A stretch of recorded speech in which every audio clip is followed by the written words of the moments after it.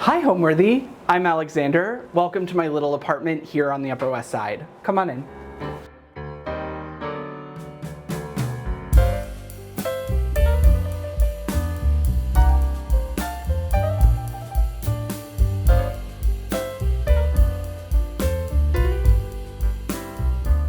You're watching Homeworthy, where we believe every home has a story. My name is Alexander Widener. I'm sharing the journey of opening my interior shop and guest cottage in coastal Maine on TikTok. But today I want to show you my little apartment here on the Upper West Side in New York. Take you for a walk in Central Park so you can see the beautiful neighborhood that we're so lucky to live in. And if you stick around, I might even show you some of my favorite tips on how to care for your topiaries. When we first moved into this apartment, it was really sort of a blank slate. White walls, ugly boob lights, all of the 1910 character of the building had kind of been lost to the landlord special. And so I knew that I needed to make some design choices to really bring it back to life. So I added in a lot of color, textiles, all of my favorite things, my collections of books and baskets and textiles. And I think, that's what really helped me make it my own. And I spent maybe about 6 months decorating, going up to New England to collect some antique pieces and to bring them back. And I'm really happy with the result.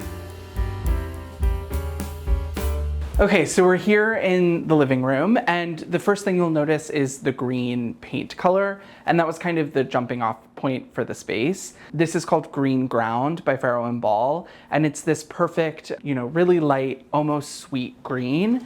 And, the apartment is right near Central Park, and so I really wanted to bring in some of that green and verdancy that you see out there in the park. I wanted to bring it into the apartment, especially since we face the street. So the green was the jumping off point. And then I wanted to bring in some other natural elements to the room. One of those elements are these 18th century framed prints. These are really beautiful hand-colored prints of birds that I picked up at an amazing estate in Newport, Rhode Island. I almost think of them as like birds who have, come in from the park and are hanging out on our wall. And underneath it is one of our favorite things in the apartment. This is our sofa, and my husband works in theater, and it was important for me to have him represented in the apartment. And so this sofa is something we picked up from the auction of Stephen Sondheim. And Sondheim, of course, was like an amazing composer who wrote some of our favorite musicals. And this was the cheapest thing at his auction, and so it had to come home with us. But it's a really beautiful sofa, and it has a great story, but it also has really beautiful lines. It's quite comfortable, big down cushions. Obviously, our little dog Rudy loves to take a nap here, and so it's just, a great addition to the space. You might have noticed I have a thing for pillows. I spent my career working in textiles, and I love fabric and color and print. And so I just can't resist layering on the pillows. It might be a little much, but each of these fabrics speaks to me and makes me happy. And so here they all are, layered on. I've been shopping for antiques since I was a little kid, and my piece of advice when you're shopping is to only buy what you love. If something calls out to you and speaks to you, I think you should bring it home. It doesn't matter, what era it's from or what design style it is. You can kind of, take all of the things that you love and mix them together, and you'll have a space that's really unique to you. And this is another great object. This is a little 18th century Italian side table. It's actually a wooden base with a metal tray on top of it. And then, of course, I couldn't resist a Staffordshire lamp. So everyone loves the rug when they come in, and these aren't new. People have been using these rugs, I think, since the 70s.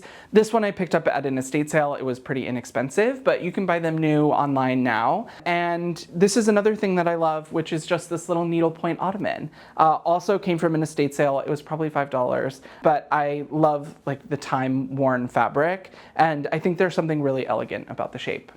Another really great estate sale find is this beautiful Gustavian chair. It's upholstered in one of my favorite fabrics from Brocquenay, and it came this way. Again, I think it was $5, and it's such a special chair. Now, have I ever sat in it? Absolutely not. But I think it's so beautiful, and it adds, this sort of pop of red, and I really love the bright green piping.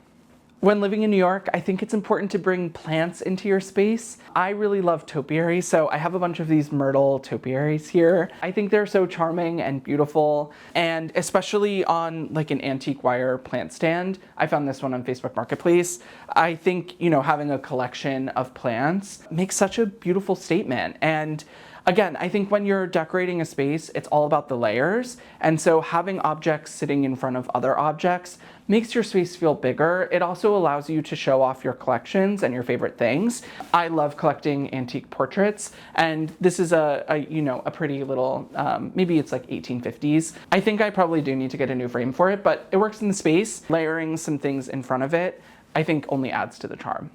Because our apartment faces the street, we are in a 5th floor walk-up, so we have some light, but not a whole lot of light. So I knew that I needed some sort of window treatment here, but I wanted to go, as minimal as possible. So I made these Roman shades from this really pretty Thomas Strawn fabric. And it has this sort of like tree motif in these really pretty shades of green. And this is like a Central Park reference. But I just did these really relaxed, easy Roman shades, which allow all of the light to come in, but still bring an element of pattern and texture to the window. Obviously, I love the color green, and this room is, filled with green stuff. But this was actually the first piece that I bought for the apartment. This is a little 18th century plate that I picked up at a flea market in Paris. And the green color of the pattern on the plate was certainly a jumping off point for the rest of the space. So we've established that I have a pillow problem, but I really have a book problem. And especially when you're in an apartment in New York, there's nowhere to put all your books. So I've just started stacking them on the floor to my husband's dismay. But I think there's something kind of charming about them. And it also, allows them to be out so I can flip through them if I'm looking for a reference or need inspiration. All of my books are right here on the floor. Another thing that I love in this room are this pair of 19th century English slipper chairs. And they're in this really beautiful, like 1980s Brunswick and Fee fabric. It is literally shredded, and every time I sit on them, I think it rips more. But I love this fabric so much, and I really don't want to recover them. So I'm in my Mrs. Havisham era with my ratty slipper chairs, but I'm just obsessed with them. I think when you think of decorating a space, the dream is to have no budget, but I find that when I have a small budget, again, I decorated this apartment for a couple $1,000s, it forces me to become creative. And, I would love to have an endless budget to decorate a space, but honestly, when I'm working with what I have, I think I have more fun. Okay, one of my tricks in this room is when we first took the apartment, it had this really ugly brick wall here. And, the red brick just really wasn't my vibe and didn't kind of go with the color story of the room. So I found these vintage draperies at an antique shop, and my husband kindly mounted them on the wall for me. And not only do they help elongate the ceiling and they add this really beautiful warmth and texture, but they cover the ugly brick wall behind them. Another great trick is using a secretary. I think when you're in a small space in New York especially, you need your furniture to do double duty, and this secretary does a little bit more than that for us.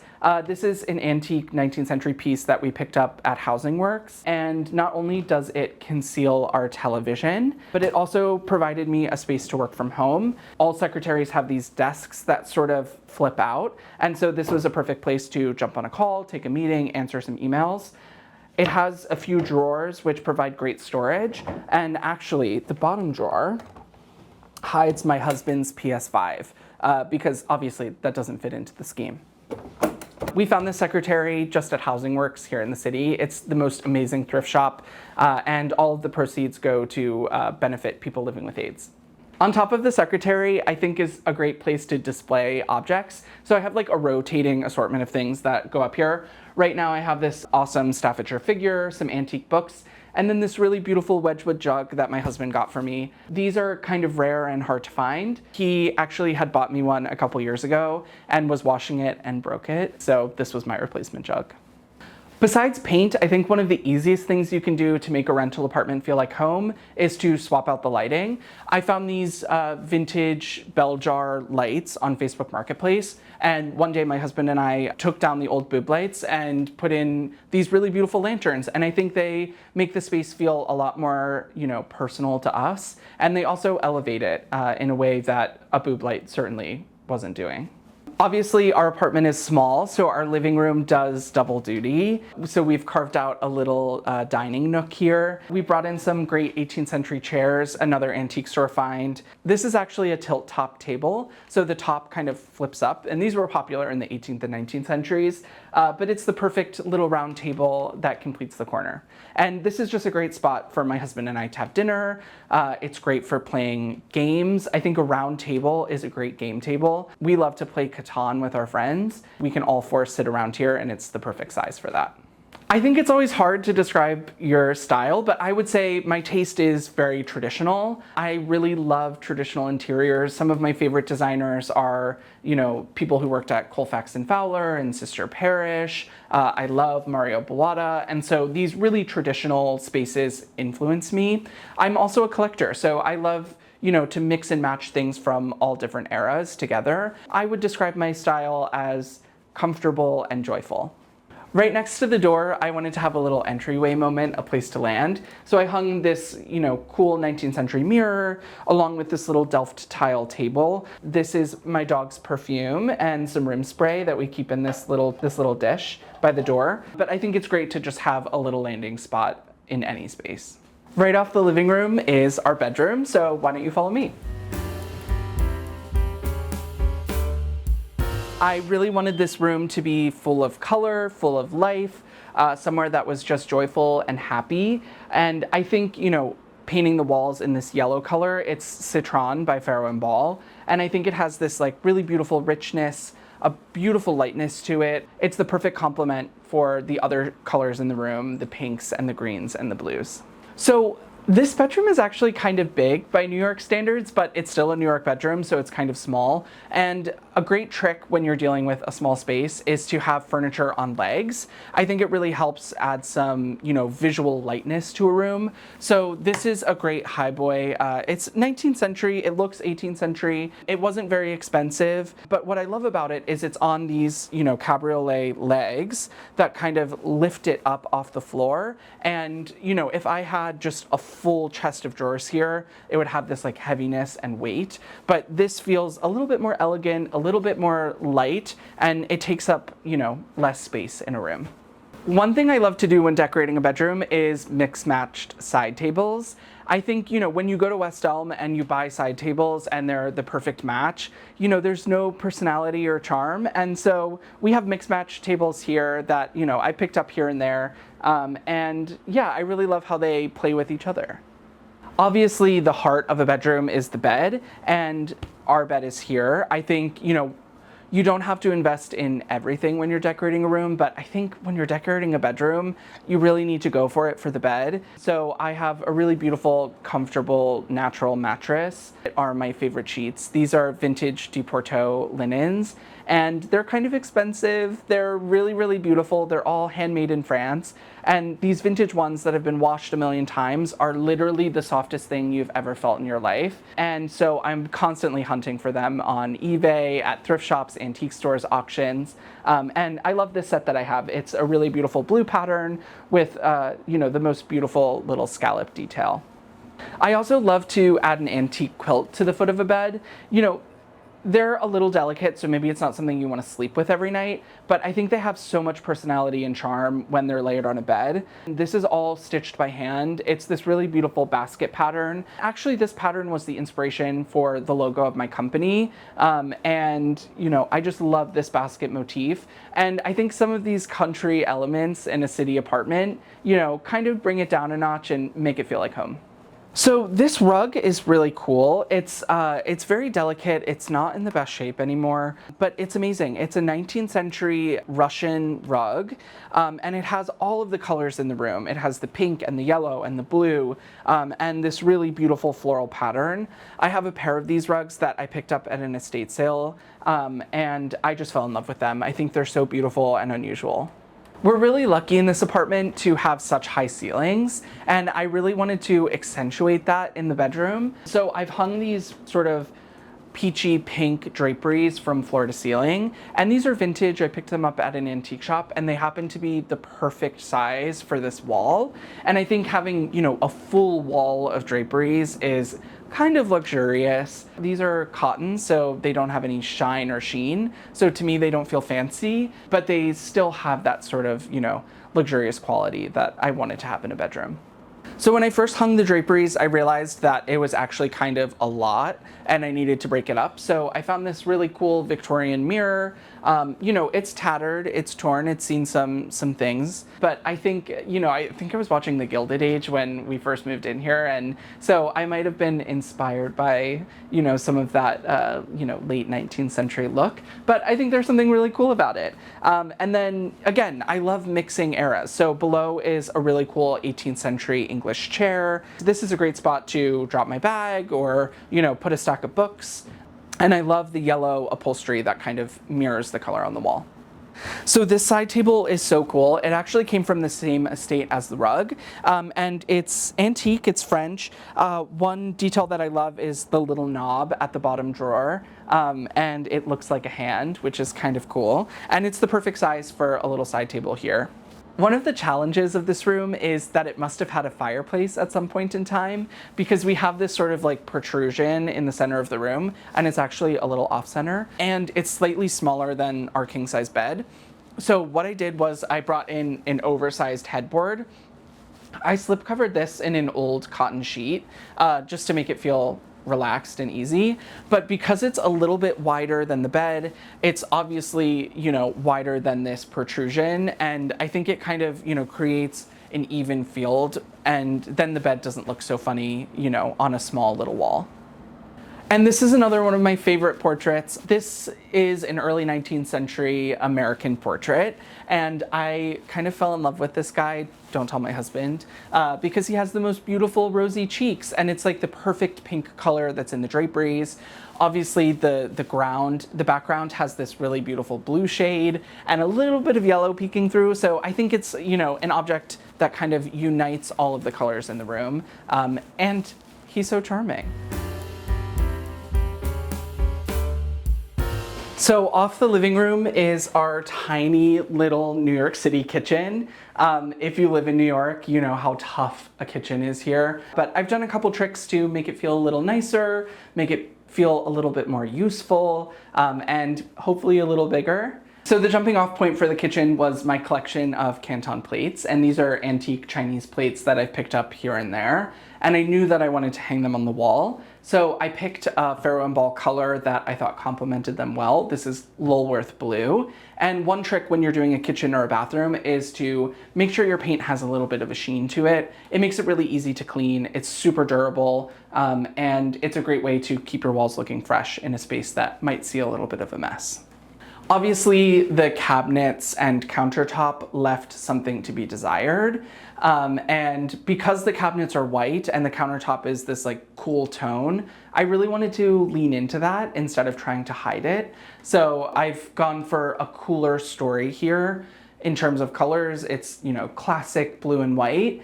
And I think it really helps, the cabinets almost disappear. So this is a great little piece. This is a little pine dresser, and we brought this in because we have such small counter space and storage in this kitchen, and this is great. It has awesome drawers.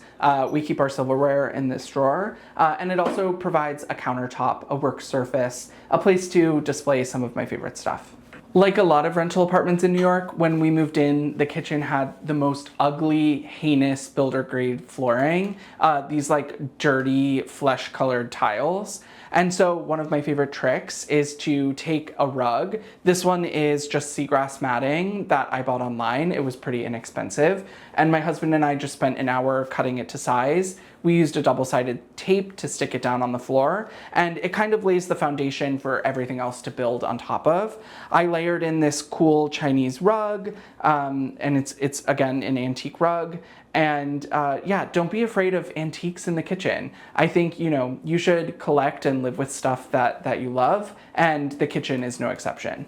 If you've been out antiquing, you'll definitely have seen fruit paintings. I think they were really popular in the 19th century, but I think they're so perfect in a kitchen, you know, because they're kind of topical. It's obviously seen better days, but a cute little still life of peaches. I love the hand-painted porcelain bowl, and I think it's nice to have, you know, an oil painting in the kitchen. It might be a little unexpected.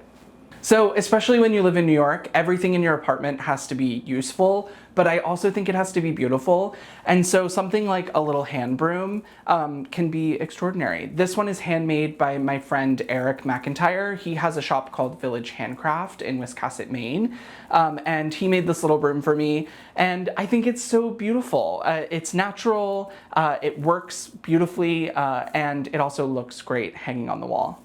So we've covered pillows, books, and portraits, but I also have a thing for baskets. And I love that these cabinets actually don't go to the ceiling because they give me a place for storage. And so I have some baskets up here that I can fill with odds and ends, linens, you know, stuff that I don't want on display. And I think it's a great little trick for storing things that you might not want to see in your apartment. So I feel like the hallway can be kind of the forgotten space of an apartment, but I wanted this hallway to be a little bit fun. So I went wild and did some trompe l'oeil painting here. I used the same paint color that's in the living room and just painted it over the white. It might not be the most successful thing that I've ever done, but I think it adds a little bit of, you know, fun and joy to an otherwise pretty boring space. This little painting was a gift from my husband. It's painted by a British artist. Her name's Raphael Bohm, and it's a portrait of our dog Rudy sitting on an antique chair. And it's the first thing you see when you walk into the apartment, and I think it kind of sets the tone for the space. It tells you exactly who I am, and he looks so cute. This is a flea market painting that I picked up a couple years ago, and I think it's fun. It's really expressive, great colors. You know, it's not particularly well painted. It's not in a great frame, but still, I think it, you know, it's the perfect thing for this space. If you thought our kitchen was small, our bathroom is seriously tiny, but I've done a couple things in here to make the most of it. We're in our little bathroom here. It's teeny tiny, and when we moved in, it was very ugly. When you're renting, you don't get to decide what the tiles look like or what the finishes are in a bathroom. And so, you know, we inherited this space with this really dreadful sort of like flesh-toned tile covering the walls. Instead of hiding the ugly tiles, I wanted to embrace them and accentuate them. So we went with a color called setting plaster on the walls, and I think it brings out some of the pinkiness in the tiles. It makes them feel a little less flesh-toned and a little bit more neutral, actually. And another thing I did was bring in some print and pattern to kind of distract. And so one of my favorite things to do is use Indian hand block prints, and this fabric is really affordable. Maybe this was $10 a yard, and I used this to make a custom shower curtain. I made it really full and pleated, so it almost feels like a window drapery, but it's on the shower. And I think it's a detail like this that makes the space feel a little bit more elevated, especially when you're in a builder grade bathroom. Another trick that I did was to hide the hideous vanity. I made a little pleated skirt. This is a great hand screen printed fabric, and I've just pleated it and attached it to the existing vanity with Velcro. And I still have all of the storage below. It's easy to remove. And I think this is a great hack to make an ugly vanity a little bit more beautiful. As you know by now, I love collecting, so I wanted there to be a spot to showcase some of my collections in the bathroom too. And so I don't think you should be afraid of putting a painting in the bathroom, or above the shower I've hung some mise en plates that are really beautiful and, you know, kind of fancy, so unexpected to have in a bathroom. I think it's little things like this that make the space really feel like me.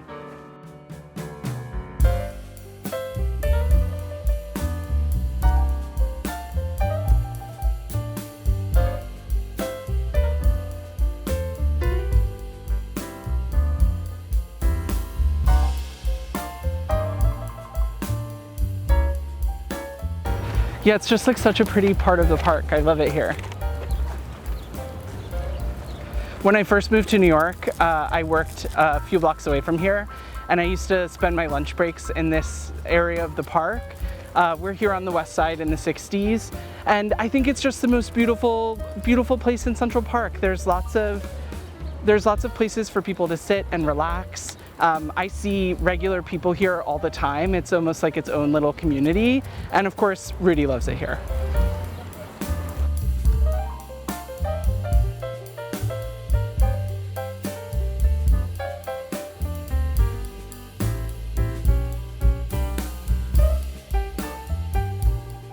The worst part of Central Park is leaving. Often it's hard to get Rudy out of here, especially when he thinks there might be a squirrel nearby. Come on, Goose, go! This is the best view for squirrels in Central Park.